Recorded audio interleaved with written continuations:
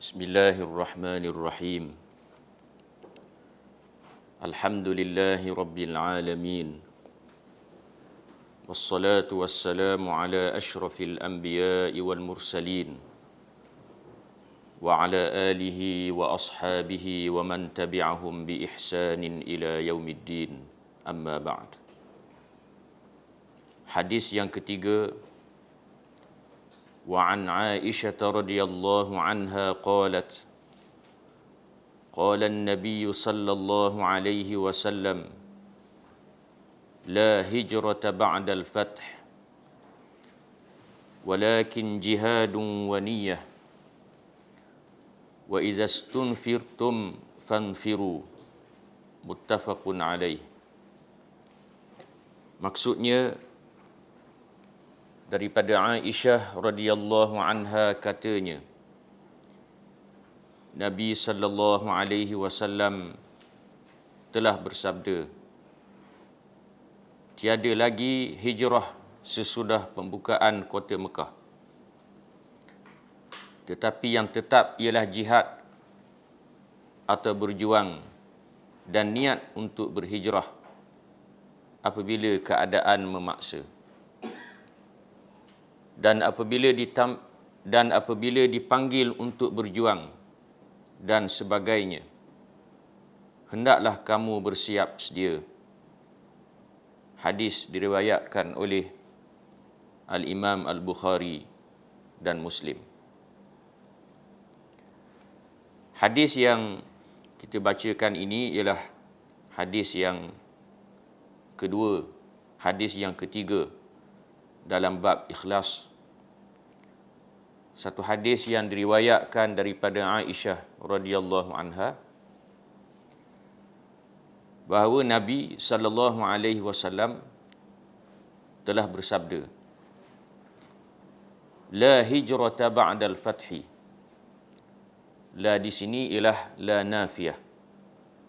Maknanya Nabi menafikan hijrah selepas daripada pembukaan, iaitu pembukaan Mekah.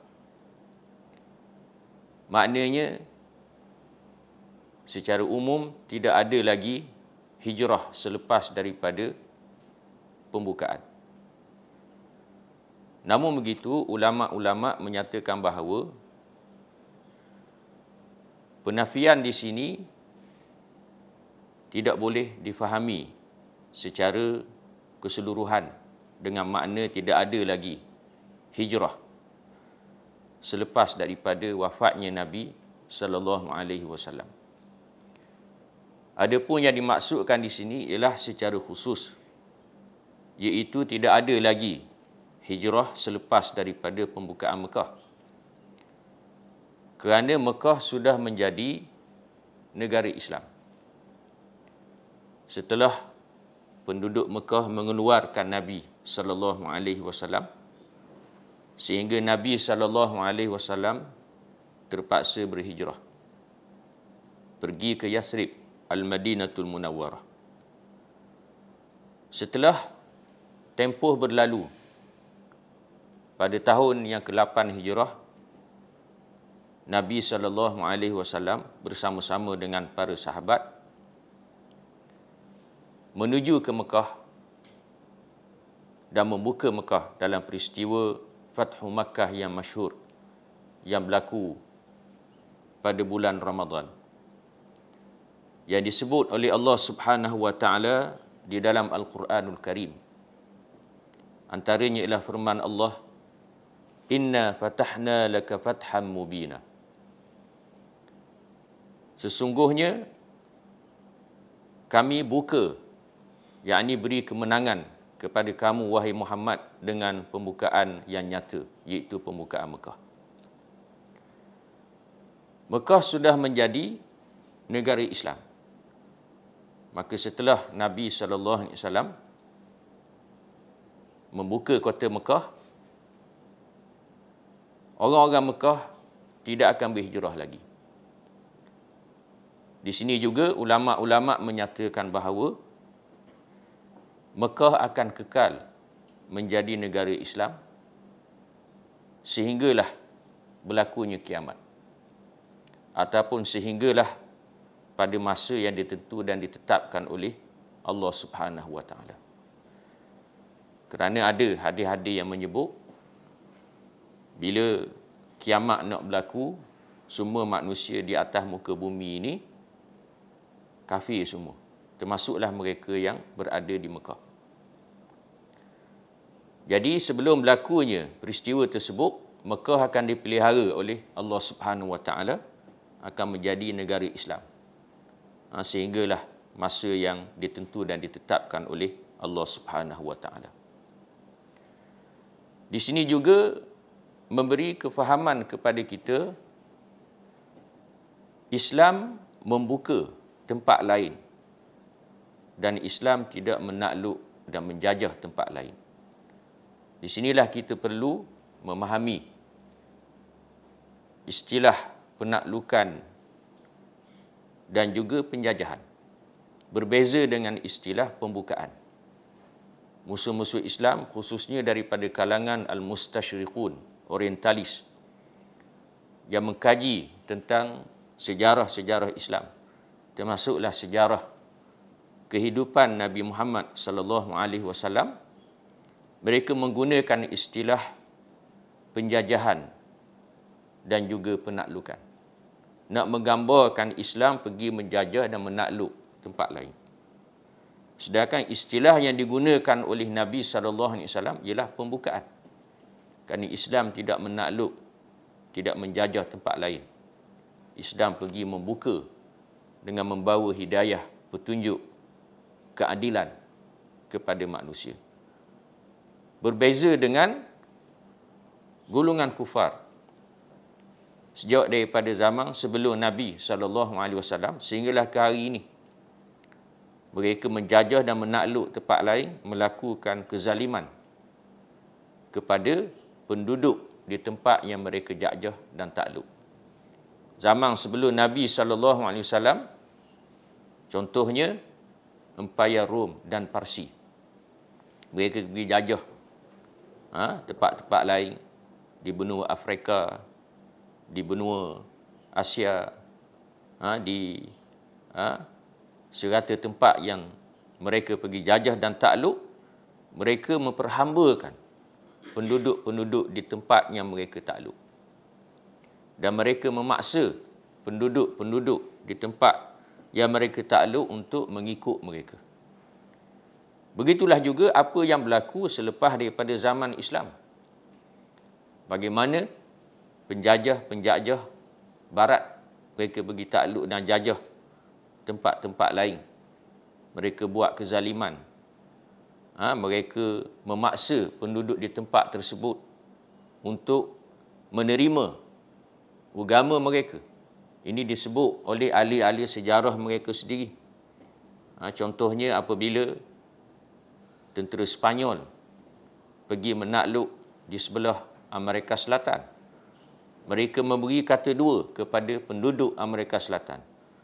Sama ada kamu menerima pedang-pedang kami ataupun kamu menerima agama kami. Begitulah juga apa yang mereka lakukan terhadap tempat-tempat yang telah dibuka oleh orang Islam. Contohnya, apabila orang Islam pergi buka Sepanyol, lalu setelah beratus tahun berlalu, raja-raja Kristian mereka menakluk Sepanyol yang telah dibuka oleh orang Islam dan mereka melakukan kezaliman ke atas orang-orang Islam. Mereka bakar buku-buku, kitab-kitab yang dikarang oleh ulama-ulama Islam. Mereka bunuh umat Islam sehingga mereka nak pastikan supaya tidak ada lagi keturunan orang Islam. Termasuklah kubur-kubur orang Islam. Mereka pergi jarah, mereka congkel supaya tidak ada tanda-tanda orang Islam. Begitulah juga apa yang berlaku di Palestin. Apabila tentera Salib menakluk bumi Palestin pada tahun 1099 Masihi, mereka membunuh orang Islam. Termasuklah orang-orang Yahudi mereka bunuh juga. Al-Imam Ibn Katsir menyebut di dalam kitabnya yang masyhur Al-Bidayatu wan Nihayah, ketika tentera salib menakluk kota Baitul Maqdis, betis-betis kuda yang ditunggang oleh tentera-tentera mereka dibasahi oleh darah-darah orang-orang Islam dan juga orang-orang Yahudi yang menghuni pada ketika itu. Yang ramainya ialah orang-orang Islam. Dan sejarah ini berulang. Termasuklah di zaman penjajahan mutaakhir ini, kita lihat bagaimana penjajah-penjajah barat, penjajah Britain, Perancis, Spanyol, Itali, penjajah Itali sebagai contoh, menjajah di sebelah Afrika Utara di Libya secara khususnya. Mereka bunuh, mereka zalimi umat Islam di Libya. Penjajah Perancis, mereka jajah sebahagian daripada Afrika Utara, khususnya negara Algeria. Mereka bunuh rakyat Algeria sehingga Algeria digelar sebagai negara sejuta syahid. Itu lebih kurang sejuta rakyat Algeria yang dibunuh oleh mereka. Begitu juga ketika mereka menjajah negara Algeria, mereka jadikan negara Algeria ini tempat-tempat yang tertentu untuk test bom nuklear, sehingga ia memberi mudarat bukan sahaja kepada manusia, termasuklah juga kepada alam sekitar. Dan begitulah juga apa yang berlaku kepada penjajah British. Mereka jajah negara-negara umat Islam. Mereka kaut kekayaan yang ada di negara-negara umat Islam dan mereka laga-lagakan sesama umat Islam. Jadi dalam sejarah Islam dinamakan dengan pembukaan, bukannya dengan penaklukan, bukannya dengan penjajahan. Kerana Islam pergi buka tempat lain. Islam nak bawa keadilan Islam. Itulah apa yang berlaku dalam peristiwa pembukaan Mekah yang disebut secara tidak langsung dalam hadis yang kita bacakan ini. Bila Nabi buka kota Mekah, ketika itu kalau kita fikir secara logik, itulah masa yang sesuai untuk Nabi balas dendam kepada penduduk Mekah. Kerana penduduk Mekah telah membunuh sahabat-sahabat Nabi SAW, telah memperlakukan bermacam-macam kekerasan ke atas Nabi SAW, termasuk memukul Nabi, mencekik leher Nabi dan lain-lain lagi. Tetapi Nabi tidak membalas dendam. Bila Nabi masuk ke kota Mekah, Nabi beritahu, izhabu wa antumut tulaqa. Pergilah kamu semua, kamu bebas. Kecuali orang-orang yang tertentu, kerana mereka melakukan jenayah-jenayah yang mesti dihukum. Maka mengikut teladan dan qudwah Nabi SAW ini, itulah juga apa yang berlaku di sepanjang sejarah Islam. Di zaman Khulafa' Rashidin dan di zaman-zaman selepas daripada itu. Ketika umat Islam membuka Syam, membuka Iraq dan lain-lain lagi, mereka membuka tempat-tempat tersebut. Dan penduduk di tempat tersebut menganut agama Islam. Ini tidak pernah berlaku dalam sejarah-sejarah selain daripada sejarah Islam. Begitulah juga apa yang berlaku di tempat-tempat lain di zaman selepas daripada itu. Ketika umat Islam membuka Spanyol sebagaimana yang kita sebutkan tadi. Begitu juga ketika umat Islam membuka sebahagian daripada Balkan, Eropah Timur pada hari ini di zaman kerajaan Islam Osmaniyah dan lain-lain lagi. Jadi kita kena berhati-hati dengan istilah-istilah yang digunakan ini. Kerana zaman kita pada hari ini antaranya ialah disebut sebagai zaman penjajahan istilah. Kalau zaman dulu penjajah pergi jajah negara umat Islam, sekarang ini zaman teknologi maklumat. Zaman orang menulis dan menyebar maklumat. Maka kita kena beringat istilah yang betul di sisi Islam ialah pembukaan, bukannya penjajahan dan penaklukan. Islam tidak menjajah dan tidak menakluk tempat lain. La hijrata ba'dal fathi. Nabi menafikan tidak ada hijrah selepas daripada pembukaan, iaitu pembukaan Mekah. Walakin jihadun wa niyyah. Akan tetapi jihad dan niat. Walaupun hijrah sudah tidak berlaku kepada penduduk Mekah, tetapi mereka tetap wajib untuk berjihad pada jalan Allah Subhanahu wa taala, berjuang bagi menegakkan agama Allah Subhanahu wa taala, dan juga dengan niat yang salihah. Maknanya niat untuk berjihad pada jalan Allah Subhanahu wa taala. Di mana apabila seseorang itu walaupun dia tidak melakukan satu perkara yang baik, dalam konteks ini jihad pada jalan Allah, namun dia berniat dalam hati dia untuk berjihad, berjuang pada jalan Allah Subhanahu wa taala, maka Allah Subhanahu wa taala memberikan pahala kepadanya. Wa izastunfirtum fanfiru, dan apabila dipanggil untuk berjuang dan sebagainya, hendaklah kamu bersiap sedia. Apabila kamu dipanggil untuk berjihad, berperang pada jalan Allah, maka hendaklah kamu bersiap sedia. Ia akan kita huraikan nanti. Pengajaran hadis. Pertama, kewajipan berhijrah ke atas kaum muslimin berakhir dengan kemenangan Rasulullah dan orang Islam menguasai Makkahul Mukarramah. Sebagaimana yang kita sebutkan tadi. Yang kedua, jihad dapat meneguhkan agama Allah. Berhijrah tetap diwajibkan sepanjang masa apabila keadaan memaksa. Al-hijrah walaupun ia sudah tidak berlaku kepada penduduk Mekah, kerana Mekah sudah menjadi negara Islam.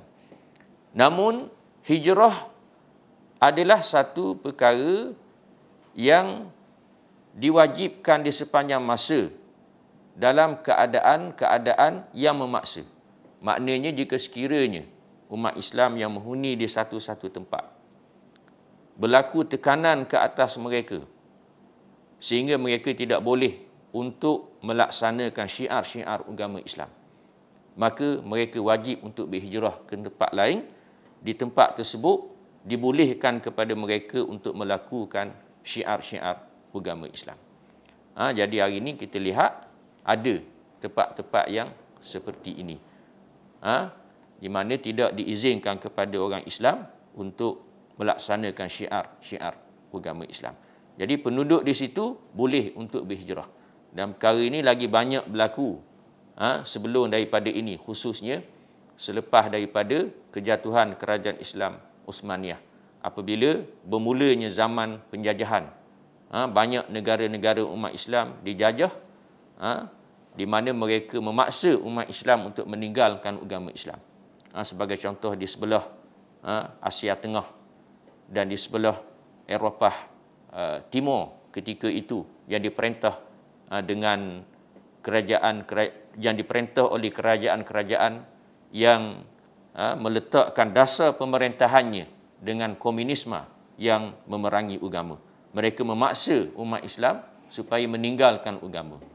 Semayang tak boleh, puasa tak boleh, dipaksa untuk minum arak, dipaksa untuk menghina Al-Quran dan seumpamanya. Jadi tempat-tempat seperti itu, keadaan-keadaan seperti itu, maka wajib kepada umat Islam untuk berhijrah, meninggalkan tempat itu, pergi ke tempat lain bagi melaksanakan syiar agama Islam. Yang ketiga, umat Islam wajib tampil ke medan jihad apabila mereka dikehendaki berbuat demikian. Yang keempat, melakukan kebajikan dan berniat dengan bersungguh-sungguh untuk melakukan amal bakti adalah termasuk dalam pengertian hijrah.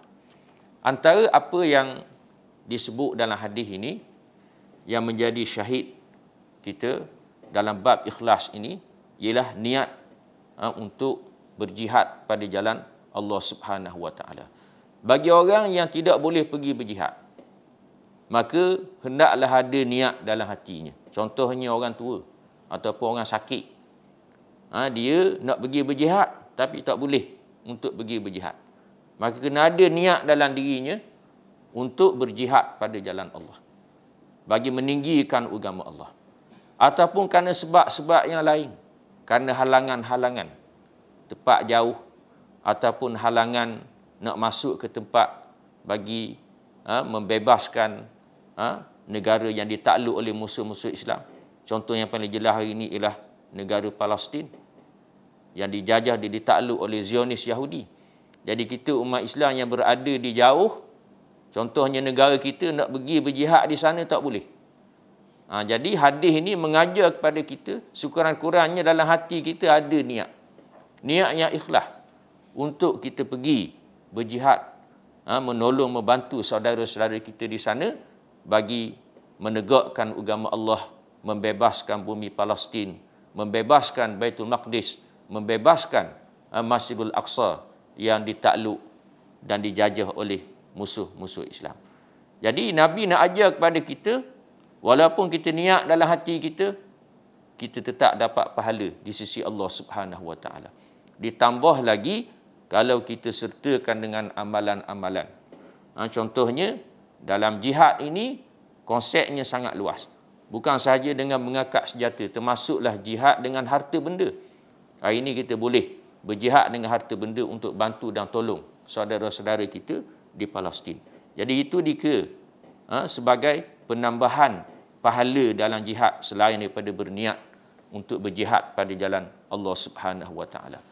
Hadis ini juga memberi pengajaran kepada kita bagi orang yang berjihad di jalan Allah.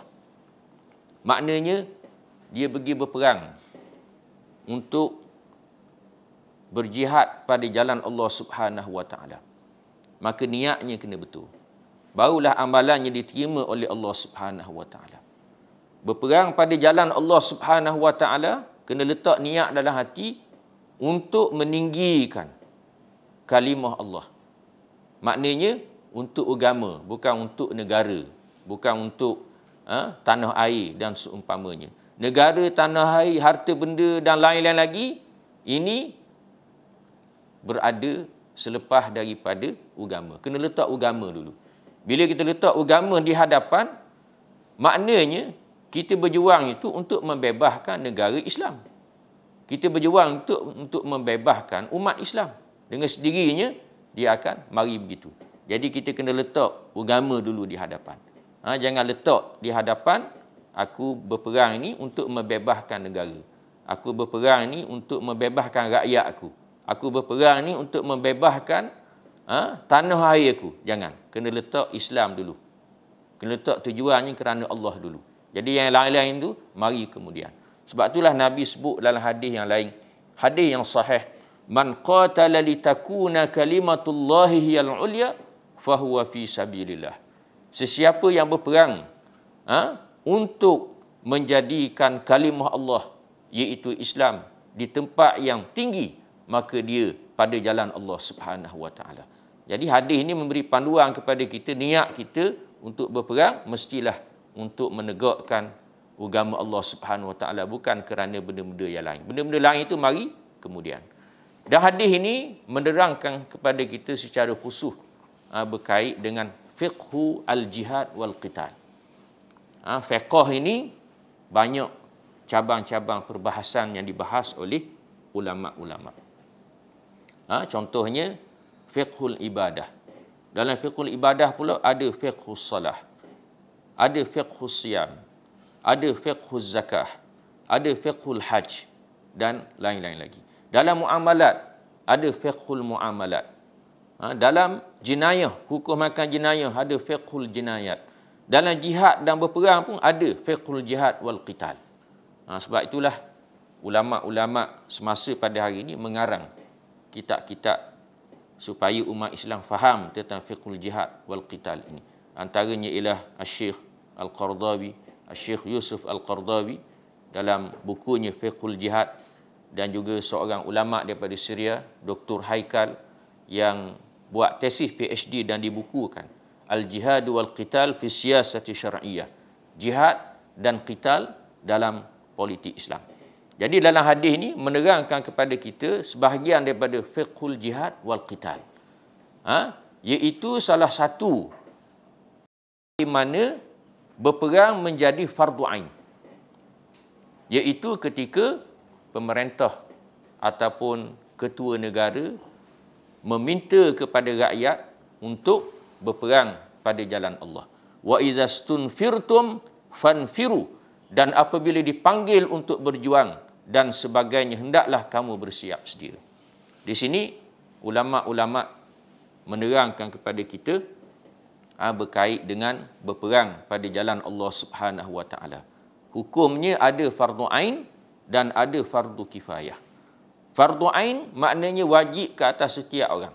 Tak kira lelaki, tak kira perempuan, tak kira kanak-kanak yang sudah balik, ataupun tak kira orang yang sakit sekalipun, tak kira hamba sekalipun.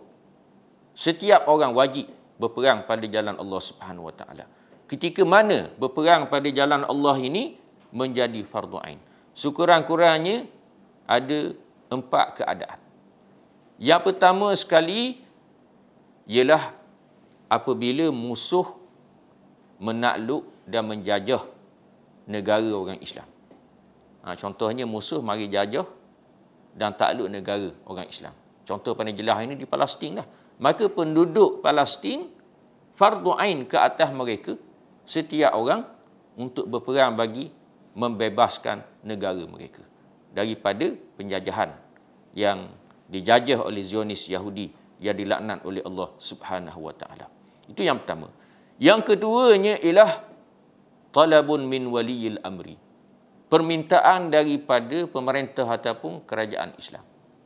Maknanya jika sekiranya kerajaan dan pemerintah keluar arahan, wajib ke atas penduduk negara ini untuk berperang pada jalan Allah Subhanahu wa taala, maka wajib ke atas penduduk negara tersebut untuk pergi berjihad, berjuang pada jalan Allah Subhanahu wa taala. Itu mengikut keadaan-keadaan. Contohnya, negara perlu seramai 20,000 orang. Maka 20,000 orang kena pilih siapa dia yang kena pergi. Kalau kena pergi Melaka, kena pergi Melaka. Orang muda sebagai contoh. Ini pernah berlaku banyak dalam sejarah Islam. Zaman Khulafa' Rashidin, zaman kerajaan-kerajaan Islam selepas daripada itu. Jadi jika sekiranya negara dan pemerintah Islam minta dan suruh kepada penduduk untuk berjihad, berjuang, maka wajib. Wajib di sini ialah fardu ain. Yang ketiganya, wajib fardu ain ke atas orang Islam untuk berperang ketika berada di medan perang. Maknanya ketika itu musuh berada di depan, maka tak boleh sama sekali berundur, menyerah kalah, mesti hadap. Itu fardu ain. Dan yang terakhirnya ialah apabila seseorang itu mempunyai sesuatu yang tidak dimiliki oleh orang lain, maka wajib kepada dia untuk pergi berperang pada jalan Allah. Contohnya, bila berperang hadap musuh, kena ada orang mahir untuk tembak meriam. Dan bila nak tembak meriam, kena ada peluru. Bila ada peluru, kena buat daripada belerang dan seumpamanya. Orang yang mahir buat peluru daripada belerang, nak adung apa semuanya, dia seorang je yang tahu. Maka wajib ke atas diri dia untuk pergi berperang, bagi melaksanakan tanggungjawab dan kewajipan tersebut. Jadi inilah yang disebut oleh Allah Subhanahu wa taala di dalam ayat-ayat yang banyak. Di antaranya ialah firman Allah, ya ayyuhalladzina amanu ma lakum idza qila lakum unfiru fi sabilillahi tsaqaltum ilal ard araditum bil hayatid dunya minal akhirah fama mata'ul hayatid dunya fil akhirati illa qalil. Wahai orang-orang yang beriman, kenapa kamu ini apabila dikatakan kepada kamu, pergilah kamu berjihad pada jalan Allah, lalu kamu berat diri untuk pergi berjihad pada jalan Allah, adakah kamu reda dengan kehidupan di dunia daripada akhirat, dan kehidupan di dunia dengan segala keseronokannya kalau nak banding di akhirat adalah terlalu sedikit. Jadi ayat ini menerangkan hadis yang hadis yang kita bacakan tadi menerangkan ayat yang kita sebutkan ini untuk melengkapkan di antara satu sama lain. Selain daripada 4 perkara yang kita sebutkan tadi, jihad adalah fardu kifayah. Sebab tu penting kita memahami fiqhul jihad, fiqh berperang pada jalan Allah ini. Kerana umat Islam pada hari ini, khususnya golongan muda, duk kira nak semangat saja. Semangat untuk berperang. Semangat untuk berjihad. Tapi tak faham apa dia maksud jihad dan perang itu. Tak faham apakah tuntutannya. Tak faham apakah kaedah-kaedahnya. Jadi sebab itulah kena belajar. Bila kena belajar, maka kena mendampingi ulama. Supaya kita tidak meletakkan satu-satu hukum berdasarkan kepada semangat yang ada dalam diri kita. Semangat itu penting. Tetapi semangat itu mestilah disertakan dengan ilmu pengetahuan. Bukan sahaja dalam masalah berperang pada jalan Allah. Termasuklah dalam masalah yang lain. Dalam masalah ibadah sebagai contoh. Semangat saja tak boleh. Disebut dalam satu hadis bagaimana Nabi mendengar perbualan beberapa orang sahabat yang bercakap sesama mereka. Seorang ni kata, siapa dialah kita ni nak banding dengan Rasulullah? Rasulullah semayangnya, ibadahnya, aku nak semayang sepanjang malam, tak nak tidur. Yang kedua kata, siapa dialah kita ni nak banding dengan Rasulullah? Rasulullah kuat ibadah kepada Allah, aku nak berpuasa sepanjang tahun. Yang ketiga kata, siapa dialah aku ni nak banding dengan Rasulullah? Rasulullah seorang yang kuat hubungannya dengan Allah Subhanahu Wa Taala. Aku tak nak berkahwin.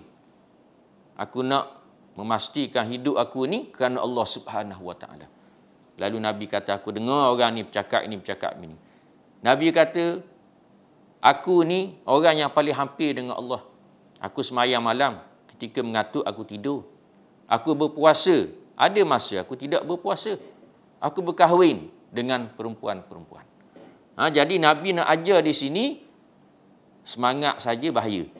Mestilah disertakan dengan ilmu pengetahuan. Termasuklah dalam perkara yang kita sebutkan ini berkait dengan jihad, berkait dengan berperang pada jalan Allah Subhanahu Wa Taala. Semangat itu bagus, khususnya kepada orang-orang muda. Tapi semangat itu mestilah disertakan dengan ilmu pengetahuan. Kalau semangat saja jadi rosak. Inilah berlaku atas nama jihad, berperang pada jalan Allah, pergi letup situ, letup sini, bom situ, bom sini. Sehingga orang awam yang tidak berdosa pun kena sekali, sehingga memburukkan nama Islam dan memburukkan nama jihad pada jalan Allah Subhanahu Wa Taala itu sendiri. Jadi benda-benda gini sangat penting untuk kita beri perhatian. Wallahu a'lamu bis-shawab.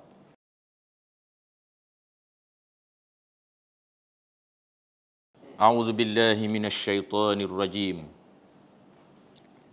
وَإِذْ قَالَ رَبُّكَ لِلْمَلَائِكَةِ إِنِّي جَاعِلٌ فِي الْأَرْضِ خَلِيفَةً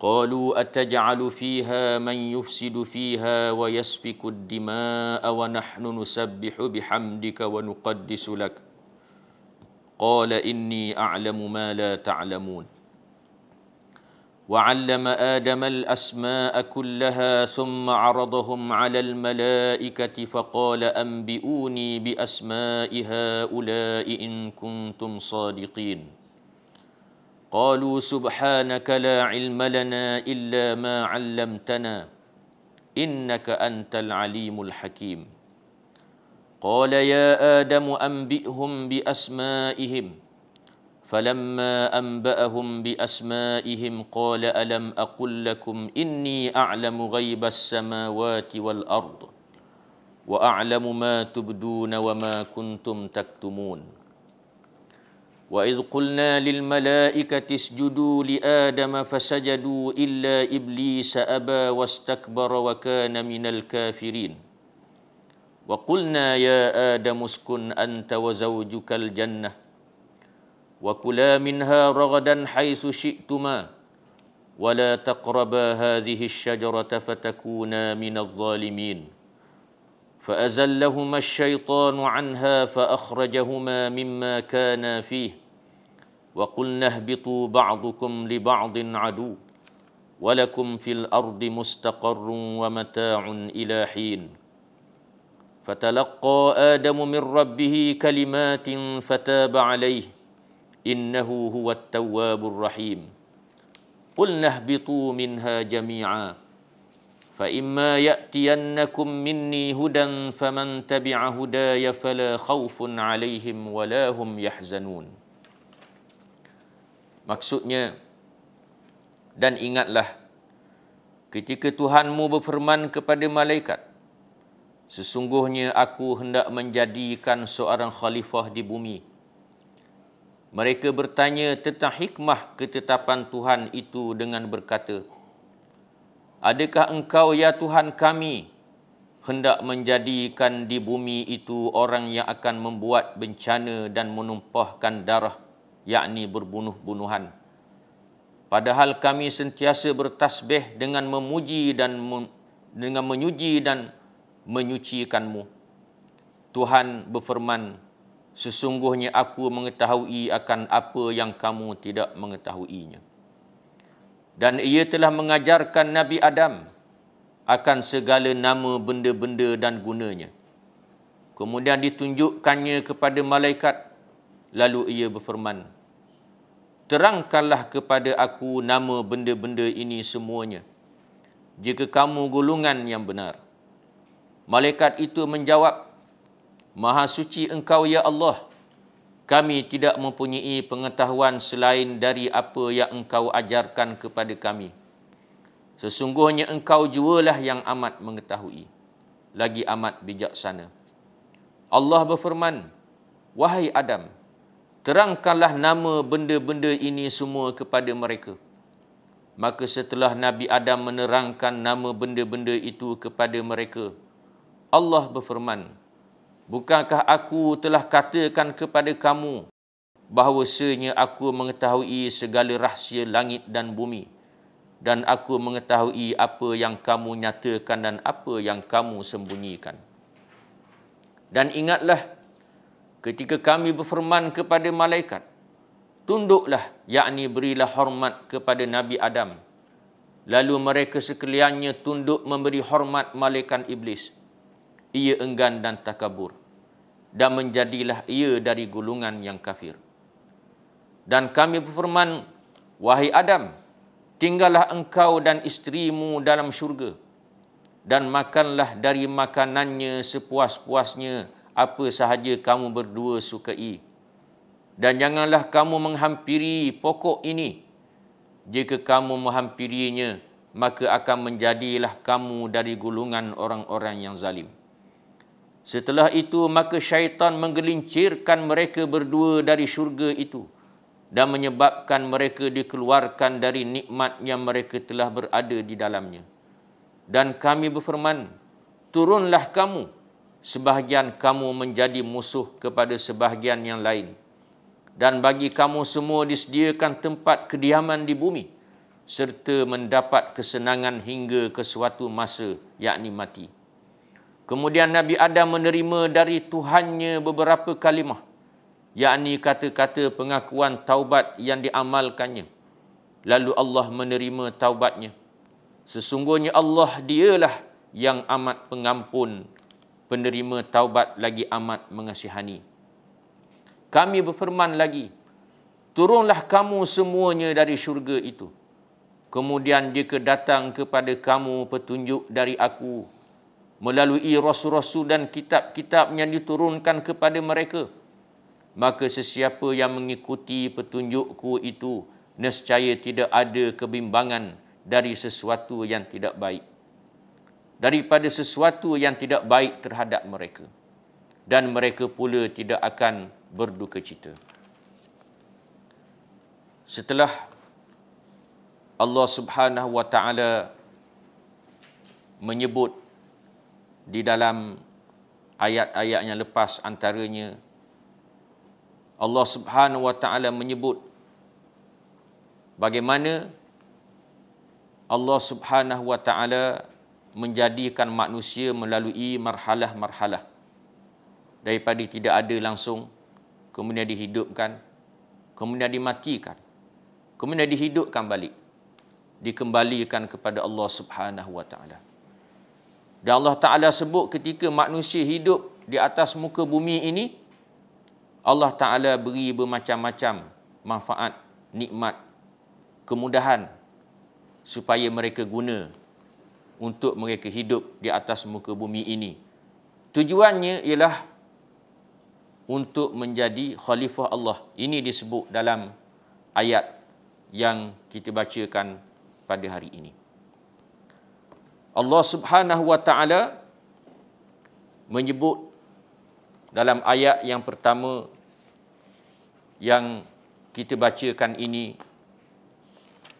berkenaan dengan kisah permulaan Nabi Adam alaihissalam.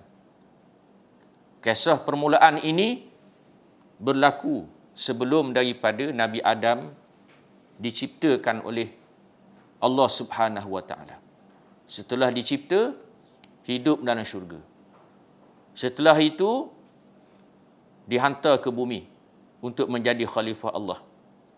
Begitulah cerita Nabi Adam yang melalui marhalah sebelum dicipta dalam syurga dan di bumi ini.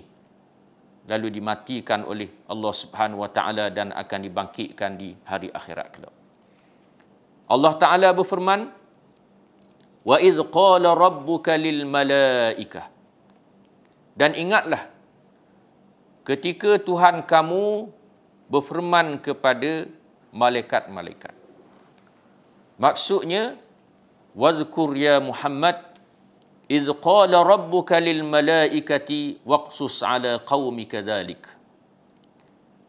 Beritahu wahai Muhammad, dan ingatlah ketika Tuhan kamu berfirman kepada malaikat-malaikat.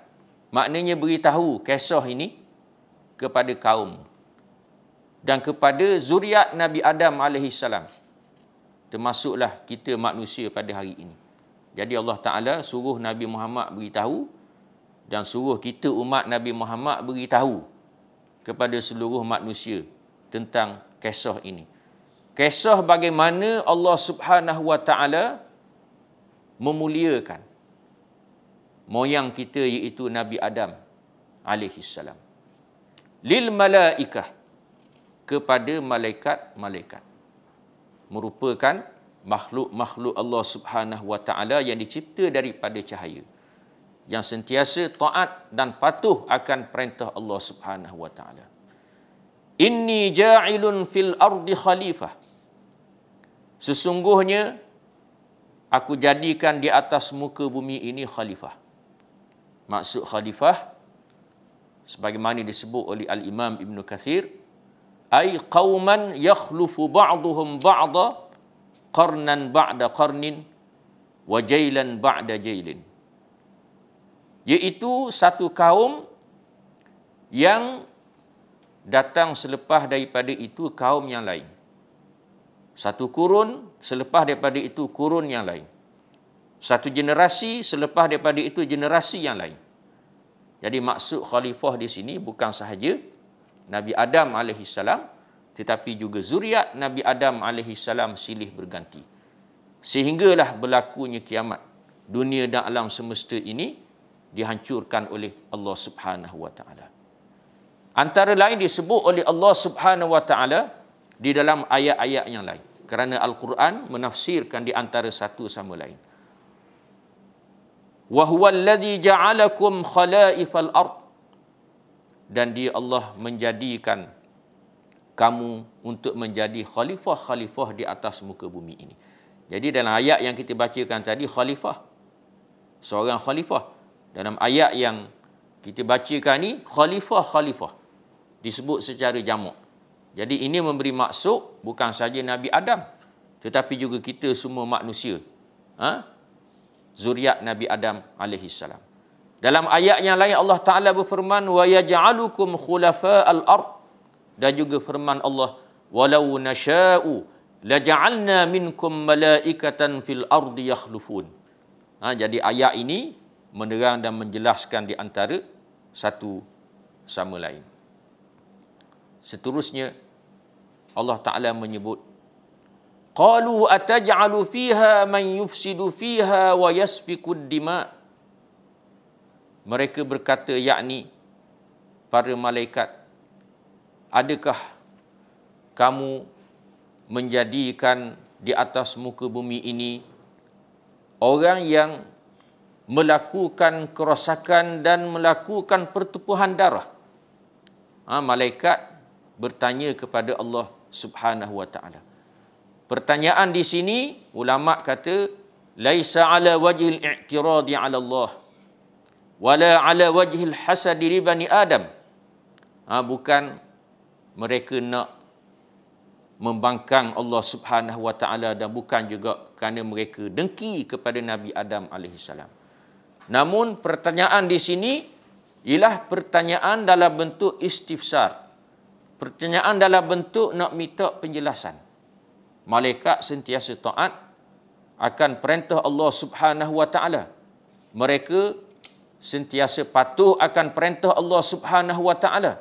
Namun begitu, mereka bertanya kepada Allah Subhanahu wa taala di sini dengan tujuan mereka nak tahu.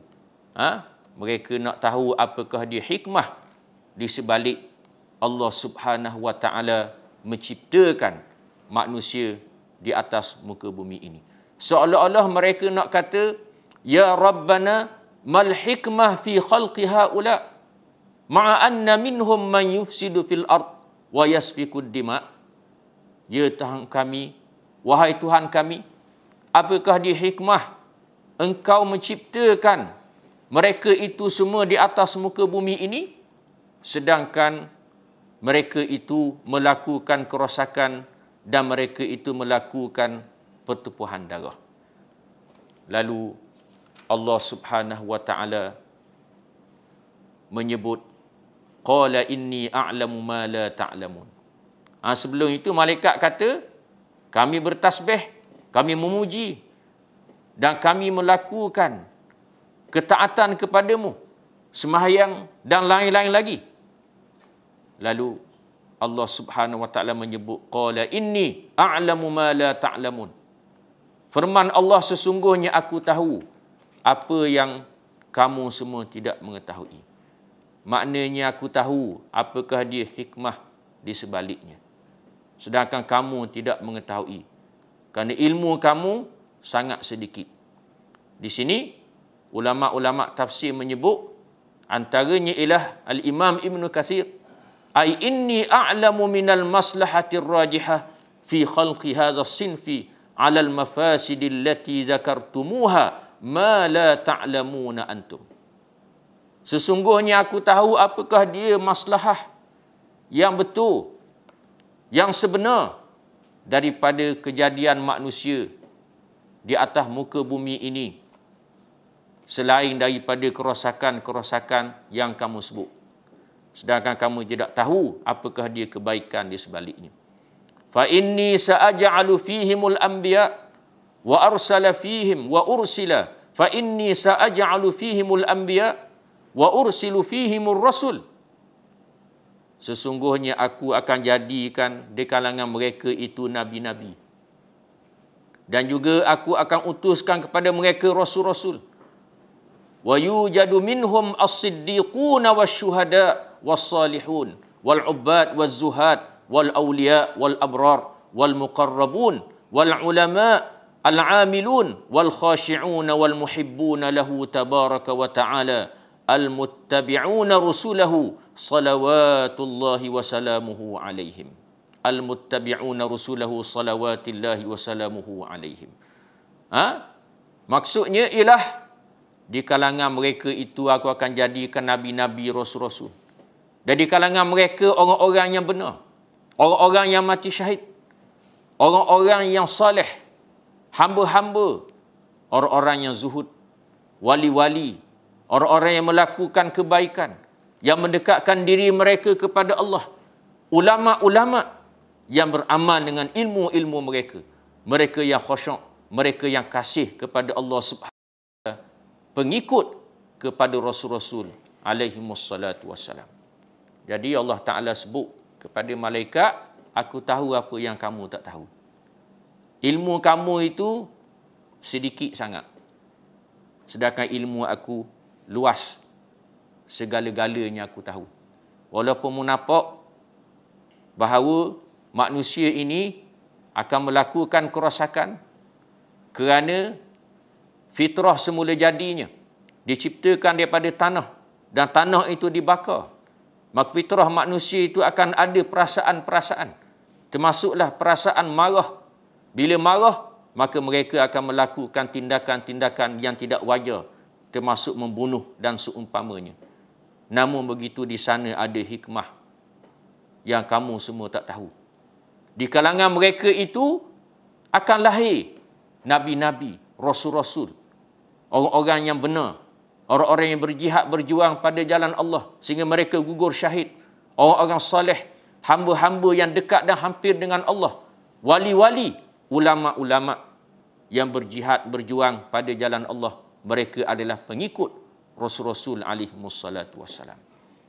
Di sini, di antara pengajaran yang boleh kita ambil juga, sebagaimana yang disebut oleh Al-Imam Al-Qurtubi di dalam tafsirnya, Al-Imam Al-Qurtubi menyatakan bahawa ayat ini menjadi dalil wajib ke atas umat Islam untuk melantik khalifah, untuk melantik pemimpin, untuk melantik ketua.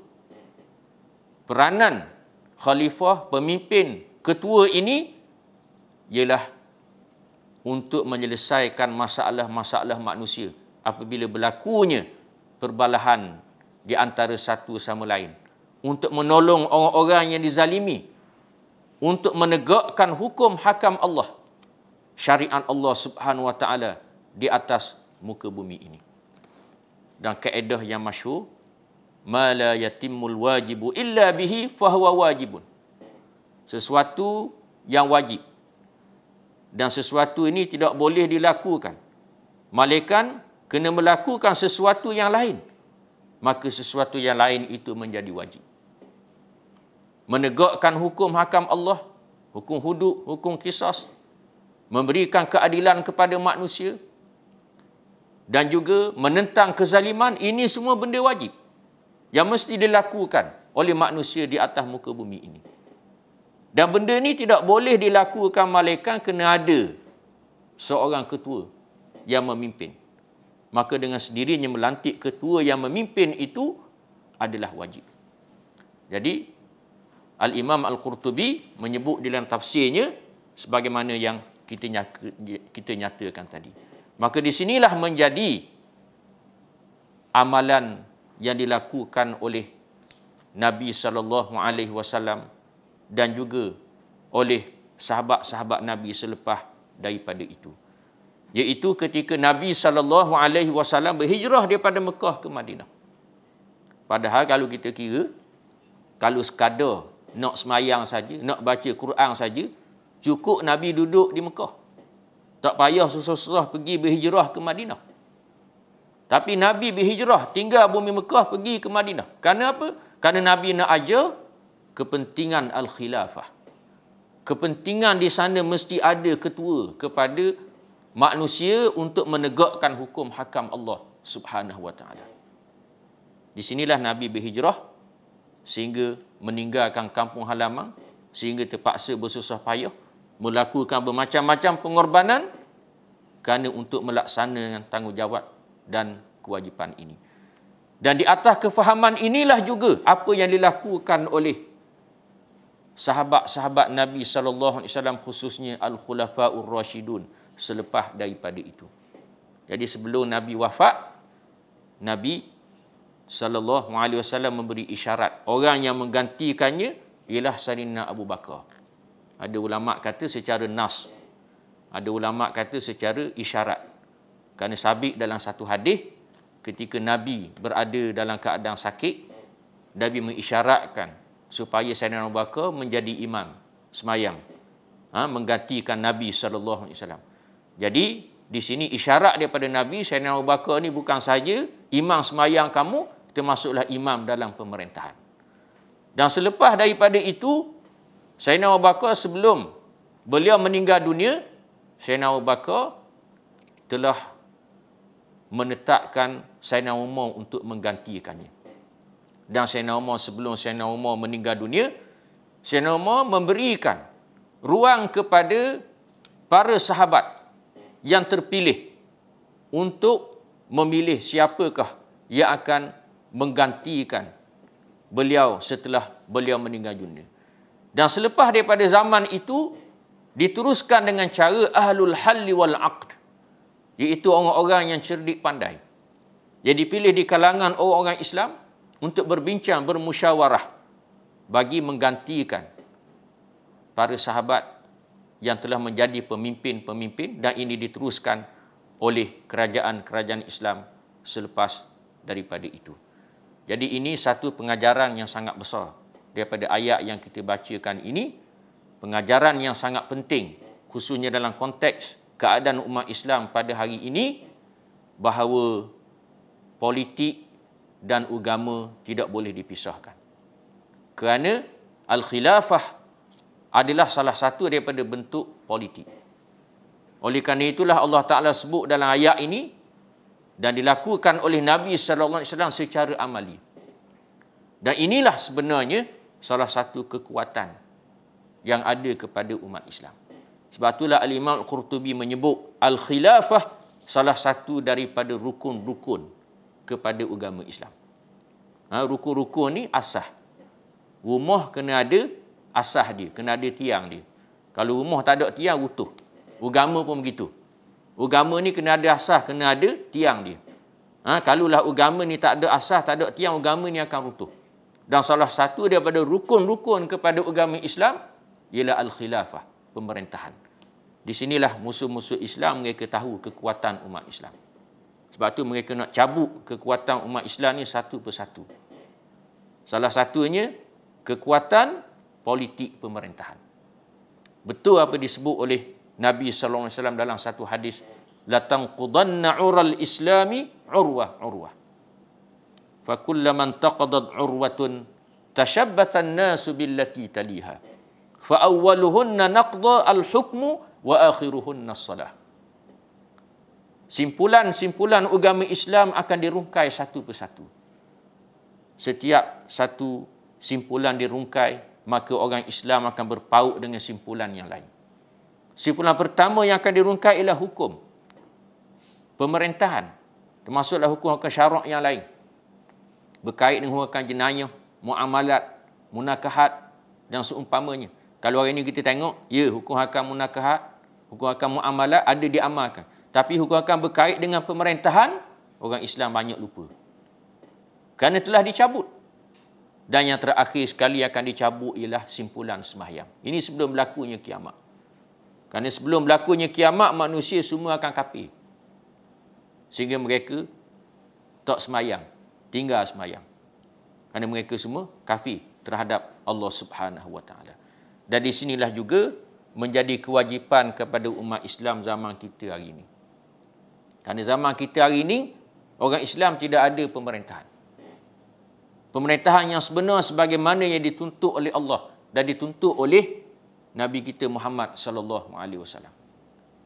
Setelah jatuhnya kerajaan Islam yang terakhir, kerajaan Islam di Turki pada 1924. Tidak ada di sana sebuah kerajaan dan pemerintahan Islam yang betul-betul melaksanakan tuntutan Allah Subhanahu Wa Taala untuk memastikan syariat Allah tertegak di atas muka bumi ini secara menyeluruh.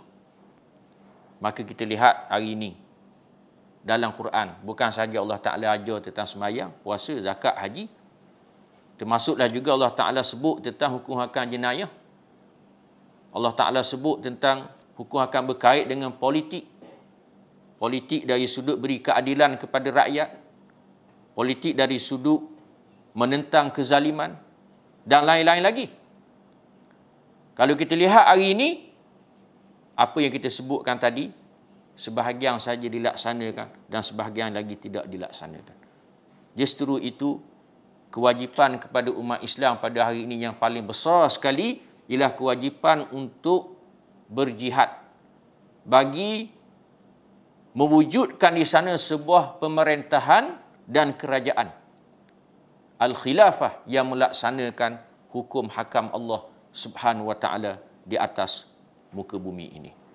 Dan seterusnya, di sana perbahasan detail tentang politik pemerintahan, termasuklah syarat-syarat seorang untuk menjadi ketua kepada negara Islam, dibahas secara detail dan terperinci oleh ulama-ulama as-siyasah syariah di dalam kitab-kitab mereka. Seterusnya firman Allah yang insya-Allah kita akan baca dan huraikan dalam kuliah akan datang. Wallahu a'lamu bissawab.